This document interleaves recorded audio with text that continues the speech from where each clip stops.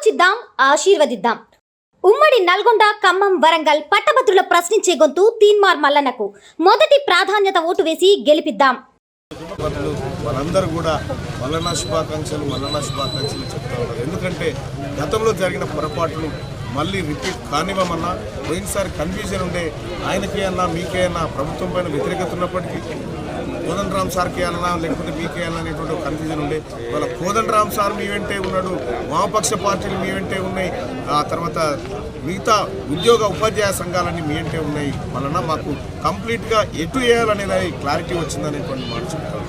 ఏదేమైనప్పటికీ అల్టిమేట్గా పట్టభద్రులందరికీ నేను రిక్వెస్ట్ చేసేది, ప్రజలారా మంచి విజయాన్ని అందించండి, మంచిగా పనిచేసి మీ అందరికీ నేను రుణపడి ఉంటా, మీ అందరి కోసం, మీ అందరి జీవితాల కోసం పనిచేస్తానని చెప్పి తెలియజేస్తూ, నేను మహబూబాబాద్ పట్టణం కాదు ఈ ఉమ్మడి జిల్లాను చూసుకుంటా ఉంటే భద్రాచలం, మనుగూరు, కొత్తగూడెం ఎక్కడ పోయినా ఒకటే మాట, ప్రజలందరూ ఇక్కడ టీఆర్ఎస్ పార్టీ అభ్యర్థులు పాపం చెప్పుకోవడానికి ఏం లేదు, ఏం చేస్తామో చెప్పుకోవడానికి ఏం లేదు, ఏమీ చేయలేక ఏం చేతులు ఎత్తేసి ఎక్కడికక్కడ ఇక టీఆర్ఎస్ పార్టీ క్యాడరే చాలామంది నిన్న వచ్చి ఇక మావాడు వచ్చినట్లేడన్నా, మా వాళ్ళు అంత చేతులు ఎత్తేసి ఏం చేసే పరిస్థితులు లేదు అని చెప్పి చెప్తా ఉన్నా.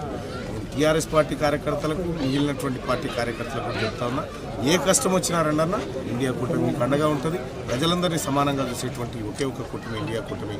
తప్పకుండా ఈ పట్టభద్రుల ఎమ్మెల్సీ ఎన్నికల్లో ప్రజలు గెలవబోతా ఉన్నారు, ప్రజల ఆకాంక్షలు గెలవబోతా ఉన్నందుకు ధన్యవాదాలు. ఆలోచిద్దాం, ఆశీర్వదిద్దాం. ఉమ్మడి నల్గొండ, ఖమ్మం, వరంగల్ పట్టభద్రుల ప్రశ్నించే గొంతు తీన్మార్ మల్లన్నకు మొదటి ప్రాధాన్యత ఓటు వేసి గెలిపిద్దాం.